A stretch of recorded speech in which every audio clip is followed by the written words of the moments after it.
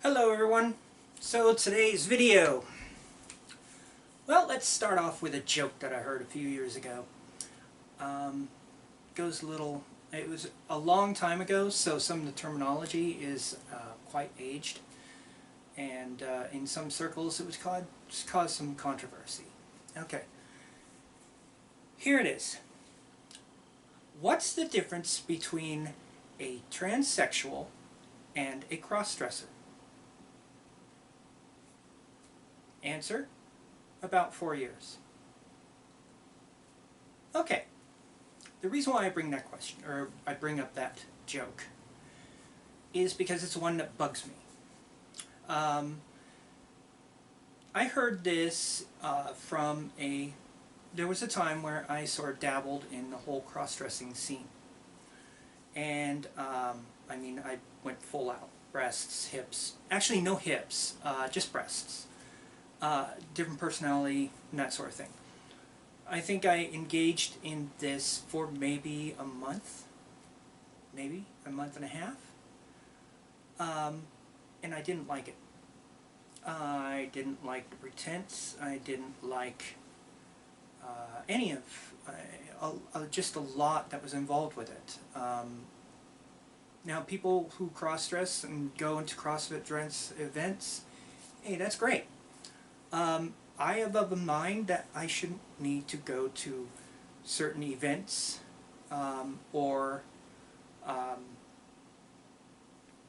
behave certain ways to be able to dress and look and present myself as I wish. So, what brought this up and what sort of spurred the making of this video was I learned this weekend that an androgynous, an out and proud, androgynous presenting straight male that I knew of recently came out as trans. And I had conflicting feelings about this. The feelings I had were because of this individual was one of few straight males that I knew of who openly dressed androgynously and presented themselves androgynously. And when I say androgynous, I mean style similar to like what I do, where I take feminine styles and just take them for my own. So anyways, this individual came out as trans. Now, the conflict is, I'm happy for this individual that they are now living, I guess, a more authentic life. But the other side of me, the one that's trying to promote androgyny, get more people to give it a shot and see what they think, would like to see an abolition of gender-based dress codes in public places, in official positions, in jobs, and those sorts of things. I saw this as yet another stepping back, another falling back. And I wasn't fully happy, because it seems like a lot of those who I know of who present themselves androgynously, or did present androgynously, are now identifying as trans. And what I fear this is doing is feeding the stereotypes. The stereotypes when it comes to guys like myself who push against or go against gender norms in style is they're either gay, they are trans, or they're crazy.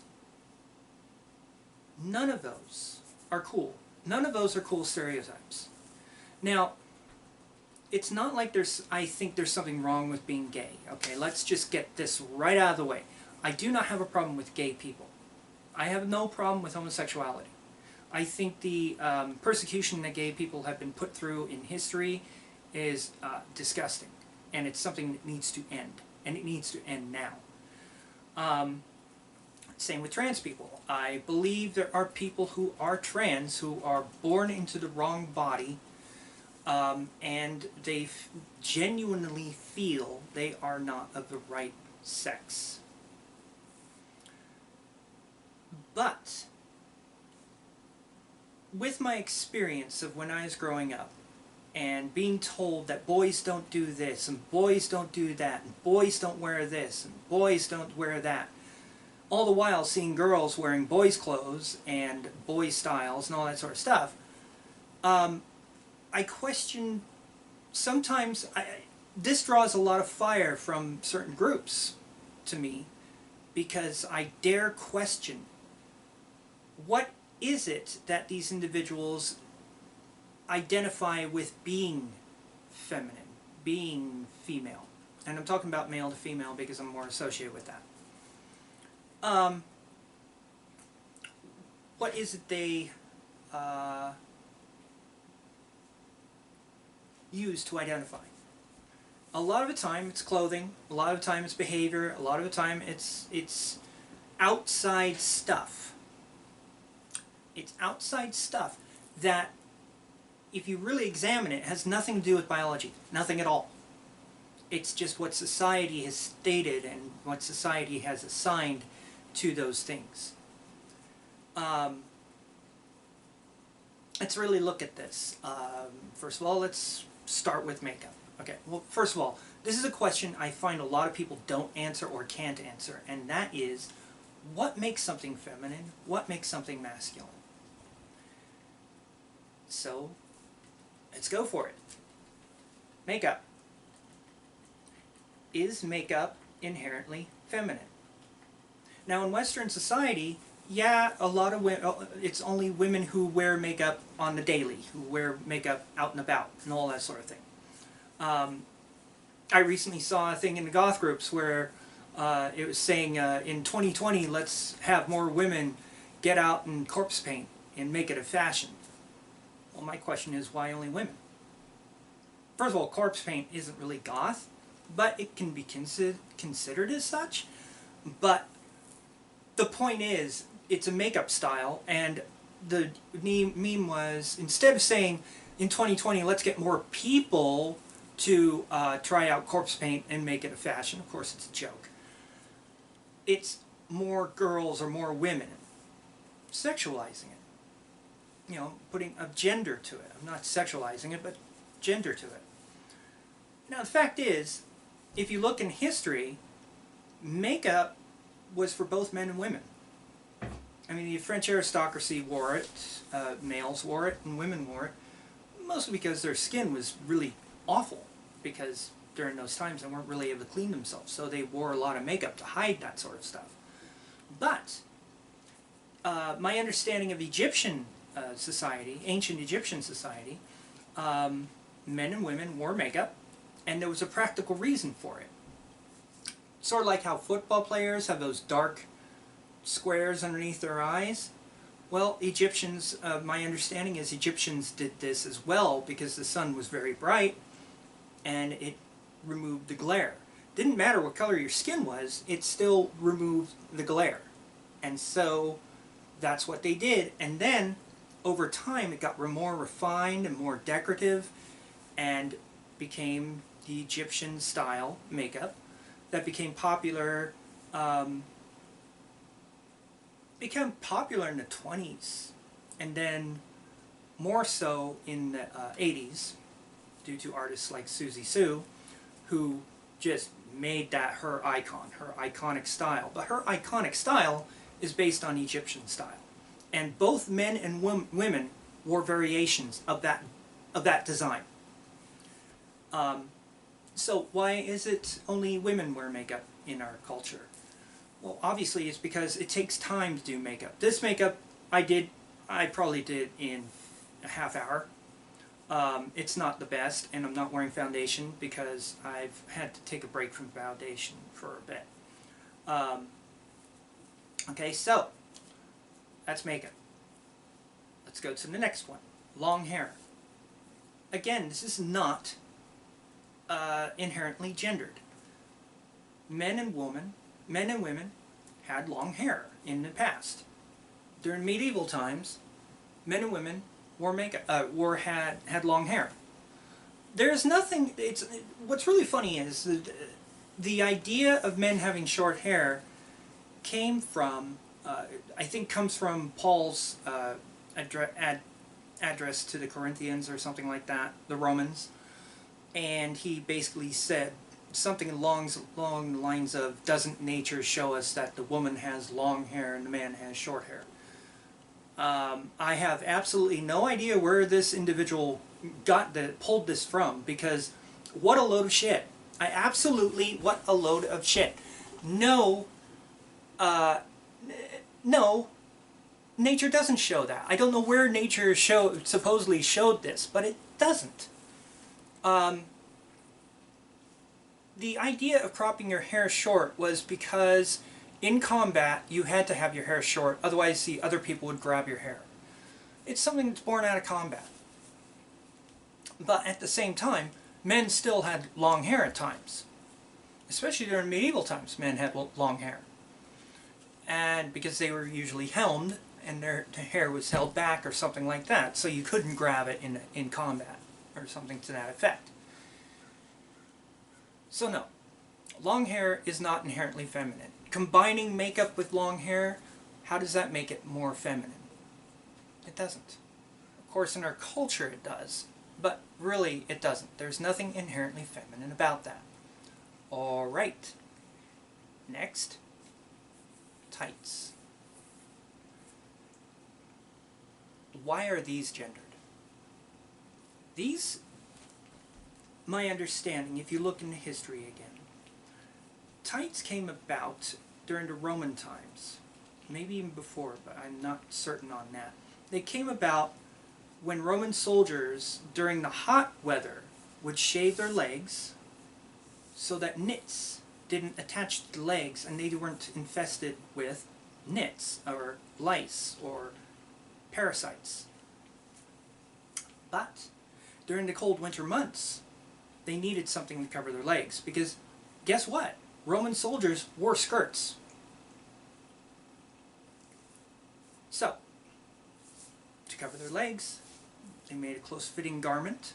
It wasn't quite like tights. It was more like loose-fitting leg coverings. They weren't like pants either. If anything, the closest thing they could be related to in modern times is leggings. But Roman soldiers wore those. So tights, from all the way to the back of history, are born out of combat. Another thing that's born out of combat. High heel shoes. Are these inherently feminine?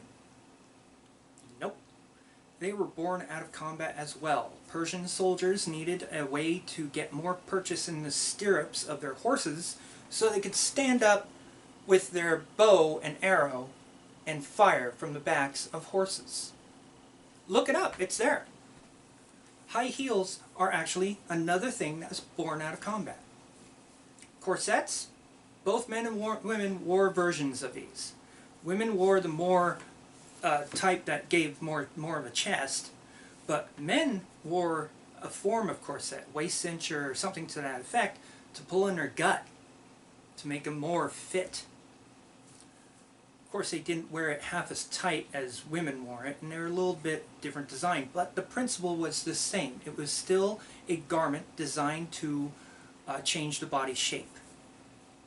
Okay. Skirts. From what I can see, skirts started off as male-only garments. Women did not wear skirts. Women wore long dresses. I think the time when men stopped wearing skirts was when men started riding horses, and the idea of breeching came about, where men started wearing breeches opposed to skirts.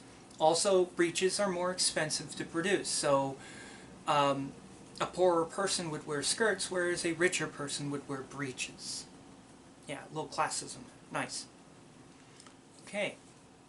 Dresses. The natural evolution of the robes and togas that men and women wore way back when, would be the dress. So what happened? Why didn't the dress and skirt evolve for men? Once again, because from my understanding, it's because of horse riding and and those sorts of things. Okay, so those are the things I was covering. So getting back to the original topic, I personally think that there are a lot of individuals who are like myself, who, in order to be able to more freely express themselves in style, in behavior, in mannerisms, are finding it easier to identify as trans and identify as transgender and identify as the opposite sex. This individual is now identifying as female. Took on a female name and all of that. And I don't think all people are in this boat, but it is my personal feeling that a lot are very much like myself, that are feeling pressured by society. That's what I think is happening. I think society and laws and dress codes and conventions and all of these sorts of things, conventions and behavior and that sort of thing, are what is actually pushing a small percentage of those that identify as trans to identify as trans. I know I've felt this pressure myself. Remember, I went, as I said, I ventured into the cross-dressing community. And there was a long while before that, I had considered transitioning to female because of the crap that my mom gave me for wearing leggings. Okay, I didn't wear skirts back then. I wore leggings most of the time and catsuits a lot of the time. But I always wore them in the tunic style, so it looked like I had a dress on with a belt around the waist. And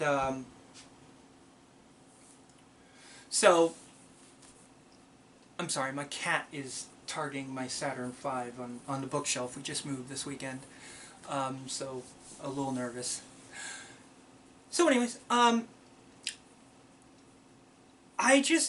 don't know, I'm not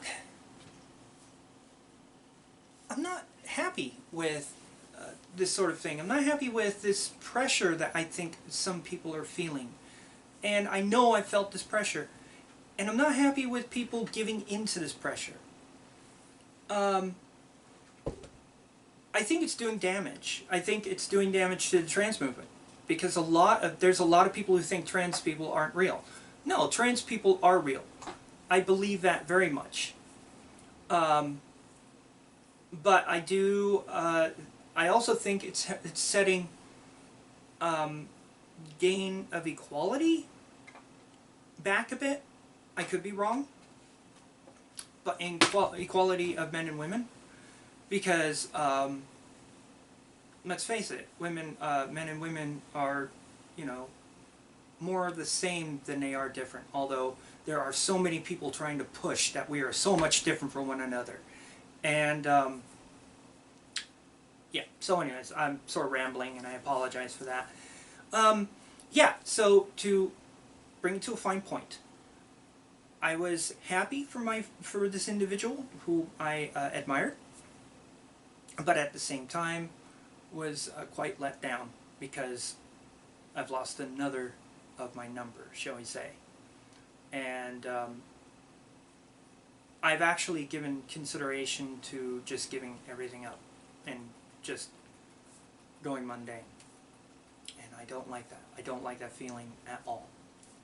And I really wish during 2020 things changed drastically and that more men, male-identified individuals that want to do as I do, shirk the whole being trans thing and just get out there in how they want to dress and how they want to present themselves and how they want to behave, and just blow the doors off the whole gendered clothing thing.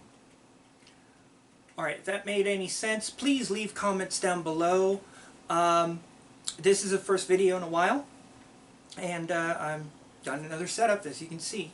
So, also, the wig, this wig, actually survived the fire.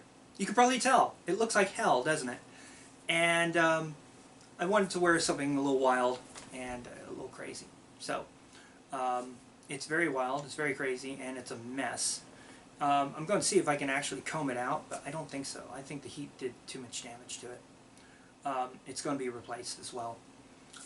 Also, I'm wearing these earrings that my girlfriend made me for Christmas. I've got an eye here and a dragon here, and that was it.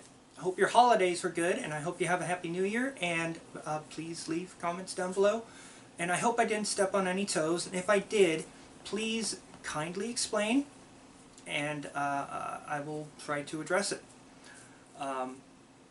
Thank you.